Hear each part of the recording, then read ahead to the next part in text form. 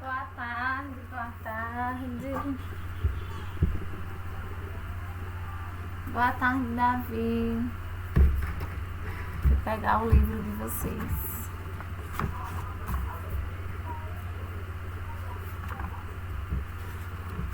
E aí, tudo bom, Davi? Empolgado para o São João em casa? Ou não? Não tá muito empolgado?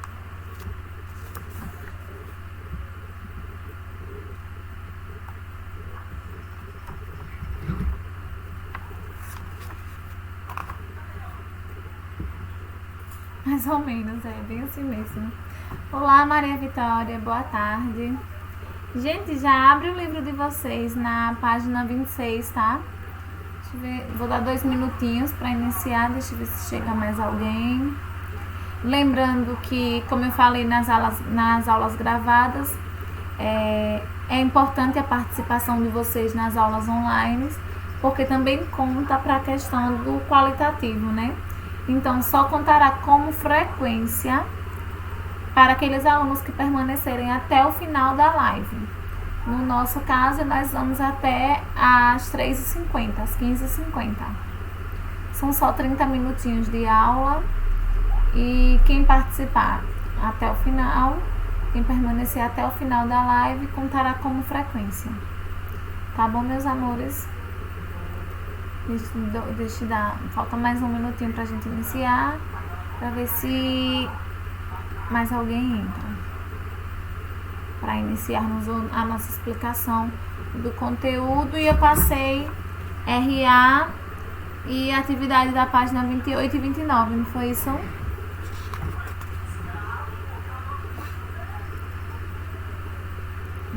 Então, quem for fazendo as atividades, tira uma foto e me manda no direct do meu Instagram, que aí eu já vejo quem realmente está fazendo as atividades, quem está participando. Não, você tem que assistir no seu telefone. Deixa amanhã ver se o seu telefone descarregou. Vou colocar aqui o meu Instagram, tá?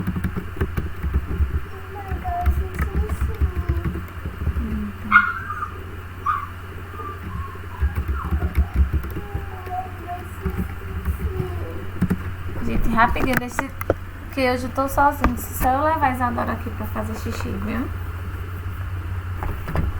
Vá pro banheiro.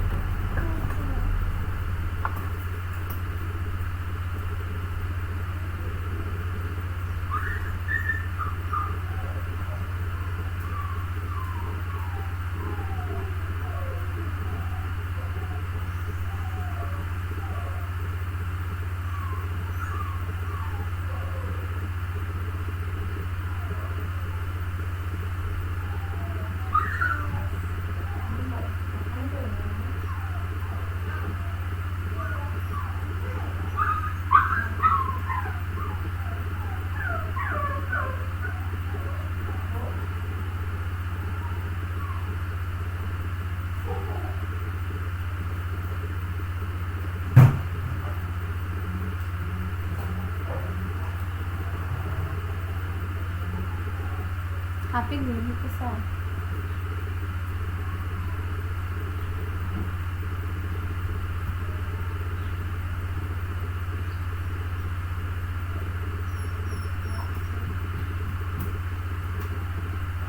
Ai, vai brincar? Pronto, voltei, gente. Desculpe esses 2 minutinhos de atraso, é porque fui levar a Isadora pra fazer xixi e coloquei ela no quarto pra não atrapalhar a nossa aula. Deixa eu só botar. Gente, pega aí na página 26. Termos essenciais da oração. Então, o que são os termos essenciais da oração? Do que é que eu quero retratar? O que eu quero falar quando eu digo os termos essenciais da oração? De início, esse conteúdo ele vai falar sobre o sujeito. E o que são os sujeitos? É de quem se fala ou do que está se falando. Então, quando eu digo de quem ou do que está se falando, é sujeito. Tá bom? Então, ele diz assim: hoje O homem vive simultaneamente em todas as partes do mundo. Quem é que vive simultaneamente em todas as partes do mundo? O homem. Então, quem é o sujeito? O homem. No livro diz, uma oração normalmente é composta de uma declaração de um ser e do que... Oi, Isadora, o que foi isso? Você derrubou alguma coisa? Uma oração, normalmente ela é composta de uma declaração e do sujeito. Então, se eu digo que hoje vive simultaneamente em todas as partes do mundo, é uma declaração. Quem é que vive simultaneamente em todas as partes do mundo? O homem. Para identificar quem é o sujeito, é bem fácil. Eu identifico a declaração, identifico qual é a característica do que é que está se tratando a oração, de quem é que está se falando. E isso, no caso, se o sujeito for simples ou for composto, tá bom? Porque se ele for um sujeito inexistente ou um sujeito indeterminado, aí tem mais uma característicazinha para poder apresentá-lo na oração, tá bom? Então ele diz assim, que normalmente ela é composta de uma declaração, que fazemos de um ser ou de um ser. Nesse exemplo, a declaração é feita, foi o que eu falei para vocês. Hoje vive simultaneamente em todas as partes do mundo. A declaração a ser feita e o sujeito, o homem. Tá bom? Características do sujeito. Em relação ao sujeito, deve-se atentar a duas características. Primeiro, que ele pode ser iniciado pela seguinte pergunta: quem é que mais o verbo? Então, quem é mais o verbo, tá bom? E segundo, que o sujeito, ele exige que o verbo concorde em número e pessoa com ele, ou seja, ele estabelece uma correlação com a concordância nominal. Oi? Agora não. Então, ele estabelece uma correlação com a concordância verbal, ou seja, ele concorda em número e pessoa com o verbo. Essa é a principal característica do sujeito. Ou ele é apresentado, quem faz a pergunta, quem é mais o verbo, quem mais o verbo, ou o sujeito exige que o verbo concorde em número e pessoa com ele, ou seja, concordância verbal. Então, ele tem uma correlação, ele anda junto com a concordância verbal, tá bom? Veja só, a classificação dos sujeitos. Até aqui, o conceito de características do sujeito e o conceito de sujeito. Davi e Vitória, estão conseguindo? Alguma dúvida sobre as características do sujeito? Pronto, posso seguir, né? Pronto. Classificação do sujeito. Primeiro, a primeira classificação que ele apresenta é o sujeito determinado simples. Então, o que é isso? O sujeito, ele vai se classificar como determinado simples quando ele houver somente uma palavra principal. Então, quando o meu sujeito, ele é apresentado somente por uma palavra que é a principal.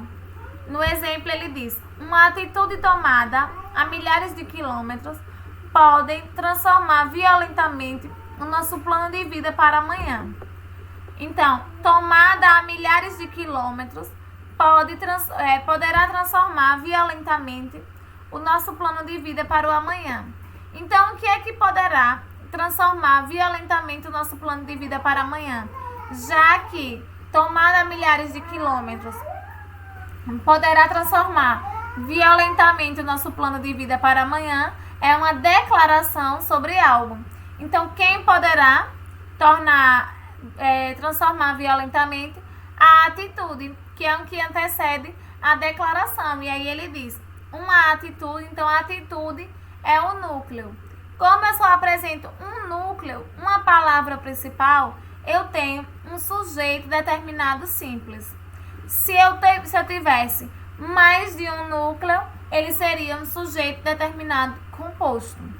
Na página 27 ele diz assim: note que nesse exemplo o sujeito tem um núcleo com o qual o verbo concorda, que é a atitude, o qual é seguido de outros elementos, uma e tomada de quilômetros. Então, o verbo ele vai concordar com a atitude e depois ele irá pedir em gênero e número a concordância dos outros elementos, que é uma e tomada a milhares de quilômetros. Então, eu tenho apenas um núcleo, apenas uma palavra, uma palavra para representar um sujeito. Ele é sujeito determinado simples. Tá bom, pessoal? Sujeito determinado composto. O sujeito é classificado como determinado composto quando ele tem 2 ou mais núcleos, tá? E o livro de vocês deu o exemplo. O rádio, a televisão e o telex são células nervosas desse imenso organismo. Então, eu tenho... Quem são as células nervosas desse imenso organismo? O rádio, a televisão e o telex. Então, eu tenho o rádio, um núcleo, a televisão, outro núcleo e o telex, outro núcleo. Então, eu tenho 3 núcleos para uma oração. Então, os 3 núcleos são classificados como sujeito composto. Tá bom? Sujeito determinado elíptico ou sujeito oculto ou desinencial. O que são? Os sujeitos ocultos ou desinenciais. É o sujeito no qual ele, apesar de não estar explicitamente apresentado naquela oração, ele é apresentado ou pode ser reconhecido através da sua desinência. Ele não está lá explicitamente apresentado naquela oração, mas ele pode ser identificado através da sua desinência verbal, porque ele é empregado no texto como um sujeito elíptico ou um sujeito oculto, no qual ele não irá aparecer explicitamente, mas o que acontece? A sua concordância verbal poderá nos apresentar quem é o verbo que está, ou quem é o sujeito que está sendo apresentado ali. Tá bom? Então, o livro deu um exemplo assim: estamos envolvidos por tudo e por todo. Se eu utilizo a concordância verbal, estamos, se eu utilizo a desinência mos, o final mos, a desinência verbal mos, estamos, eu digo que o sujeito oculto. Mãe, eu bebi cocô. Viu? A mamãe pega já. O sujeito oculto ali apresentado é o nós, primeira pessoa do singular. Porque iríamos utilizar eu estamos? Não. Tu estamos? Não. Ele estamos? Não. Mas nós estamos envolvidos por tudo e por todos. E aí, se eu utilizo o estamos, a minha desinência verbal nós me faz identificar que o sujeito oculto ali daquela oração é o nós, que é a primeira pessoa do plural. Tá bom? Entenderam, gente? É o sujeito simples, composto e elíptico. Alguma dúvida para ser tirada?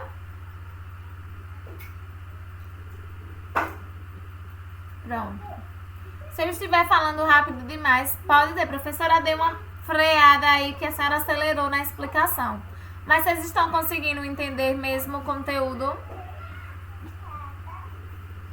Pronto.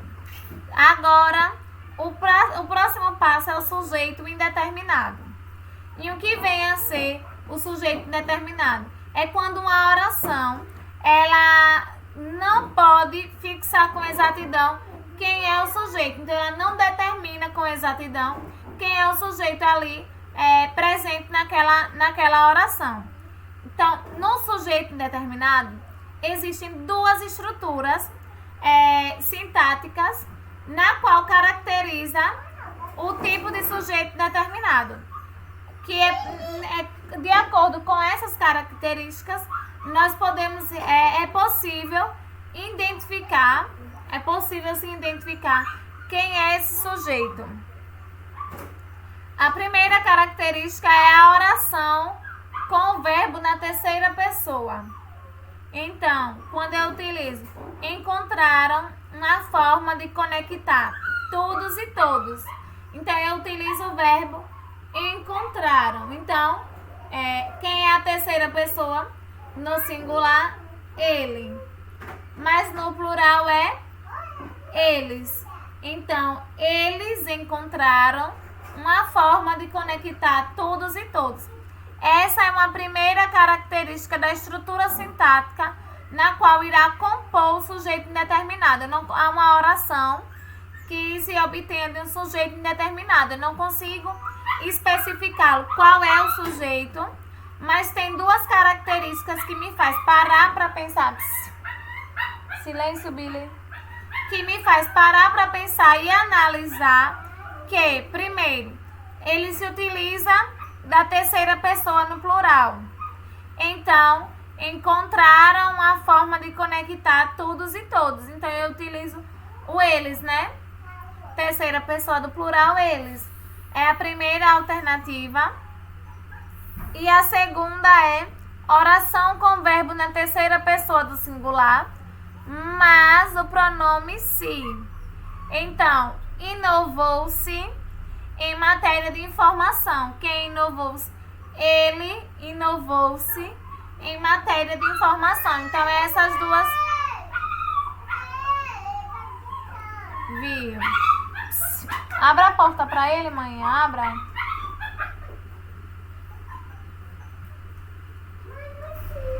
Eu abro já, então. Então, há duas características do sujeito indeterminado. Tanto usar o verbo na terceira pessoa do plural, como utilizar o verbo na terceira pessoa do singular, mais o pronome se. Deixa eu só abrir aqui essa porta para esse cachorro entrar. Para ele parar de latir e não atrapalhar a nossa aula. Não chegou ninguém aqui.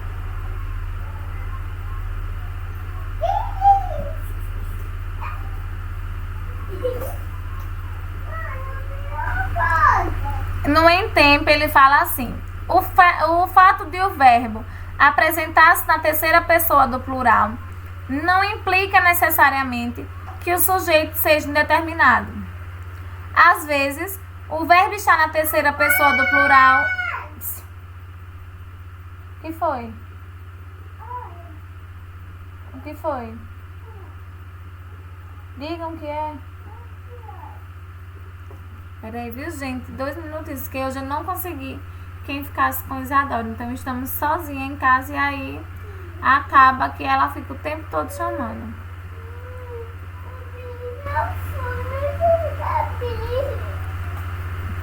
Então, implica que... Vai procurar ele, o Billy? Vai lá ver embaixo da sua cama. A mamãe tá ocupada. Olha lá em cima do sofá. Então, primeiro que o fato do verbo apresentar-se na terceira pessoa do plural não implica necessariamente que o sujeito seja indeterminado. Então, não é porque ele se apresentou na terceira pessoa do plural que ele vai ser sempre indeterminado. Não. Tá? E às vezes... Peraí. Às vezes o verbo está na terceira pessoa do plural, mas o contexto permite identificar o seu sujeito. Então, muitas das vezes, não quer dizer que o sujeito seja indeterminado porque ele está na terceira pessoa do plural. Não.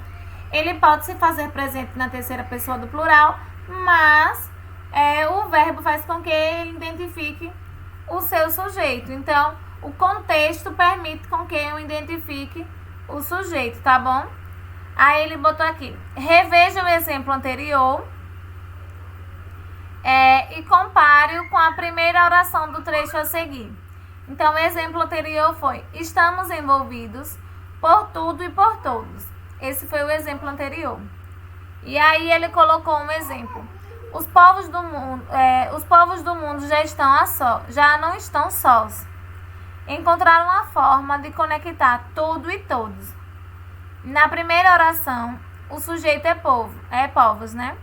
Determinado simples. Então, na segunda oração, sendo ele...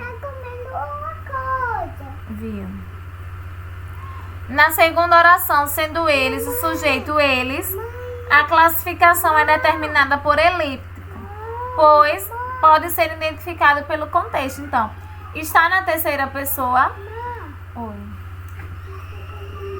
Vai lá ver. Diga-lhe que não coma. Está na terceira pessoa, mas o meu contexto permite que eu identifique o sujeito na oração, tá? Então aí coloquem na página 28. Vocês assistiram a Realidade Aumentada, gente?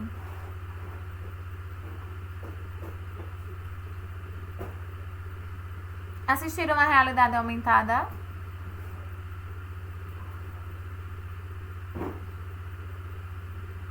Depois dê uma assistidinha, viu, gente? É bem legal. Oração sem sujeito ou sujeito inexistente.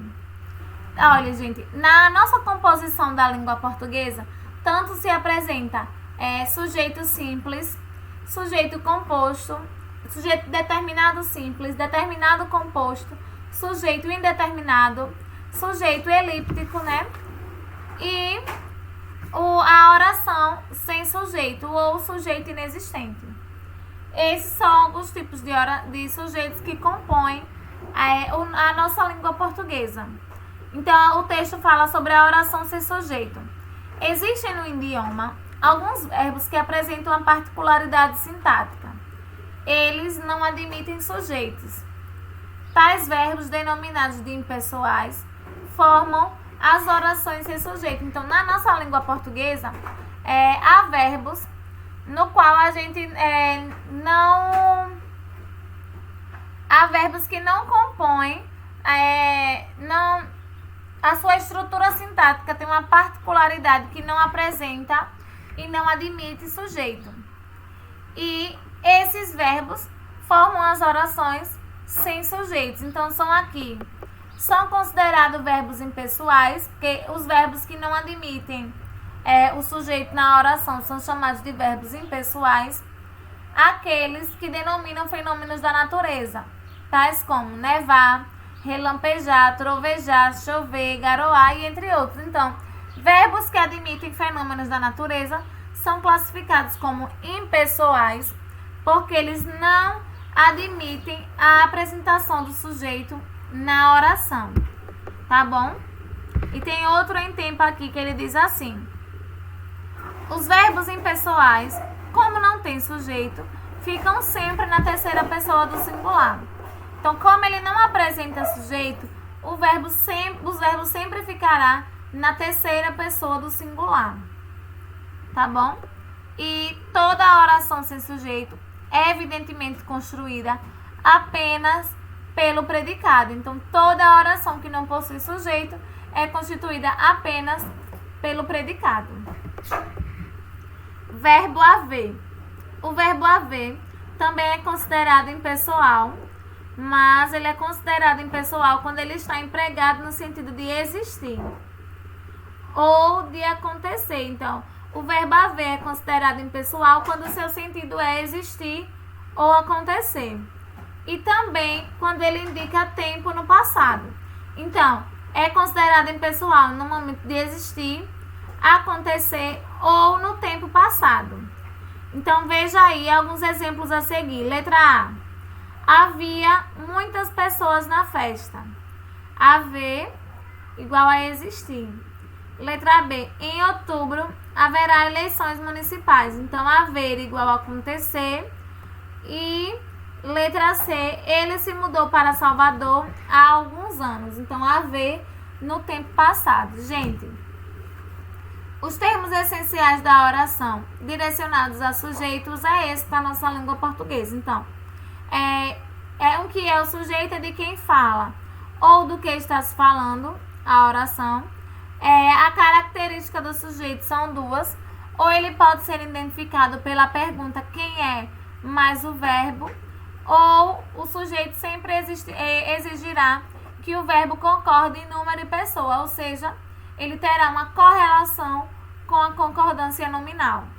E na sua classificação, temos o sujeito determinado simples, sujeito determinado composto, sujeito determinado elíptico ou desinicial, sujeito indeterminado, oração sem sujeito ou sujeito inexistente e os verbos haver que, quando forem considerados no sentido de existir, acontecer e indicar tempo passado, são considerados verbos impessoais, porque na estrutura da oração sem sujeito, nós precisamos de os verbos impessoais, eles não admitem que na sua estrutura apresente o sujeito, ou seja, ele é todo construído somente pelo predicado.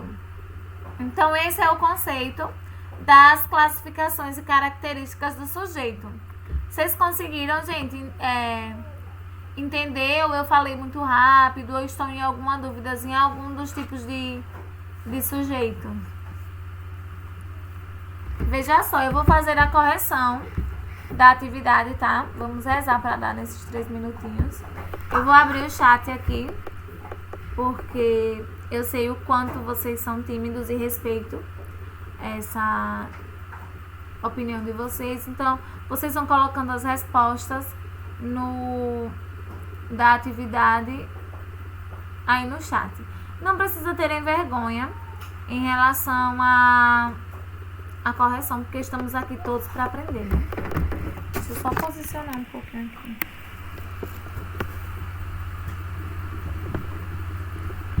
Primeira questão. Agora vocês já sabem o que é o sujeito da oração e como classificá-lo. Encontre o núcleo do sujeito das orações a seguir, retiradas do texto de Paulo Mendes Campos. E em seguida, grife-o e classifique-o em determinado simples ou determinado composto. Na letra A, vocês colocaram determinado simples ou composto. Dói-lhe a terra inteira, como se fosse uma expressão, como se fosse uma expansão sensível do seu corpo. Ei, vai guardar. Mas é nova. Como se fosse uma expansão sensível do seu corpo. Vocês grifaram quem? Isso mesmo. Sujeito simples. Vocês grifaram quem? Quem foi que vocês grifaram na letra A? É sujeito determinado simples e o seu sujeito é terra. Sai daí, Maria. Letra B. O jornal é o gráfico dessa vida nervosa complementar. E aí, vocês colocaram sujeito determinado simples ou composto?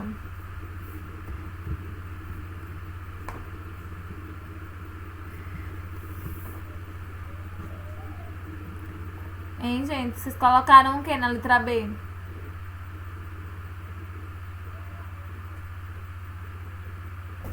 Isso, sujeito determinado simples. E quem é o sujeito? Não. O sujeito... Ui, valeu, Jesus. Balancei tudo aqui.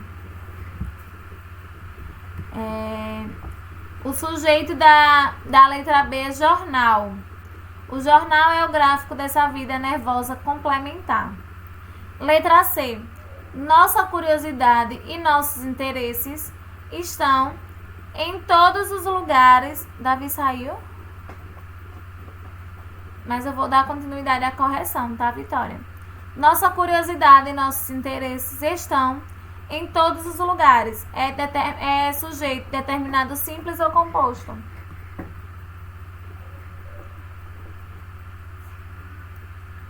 Gente, saíram da live antes de acabar a live.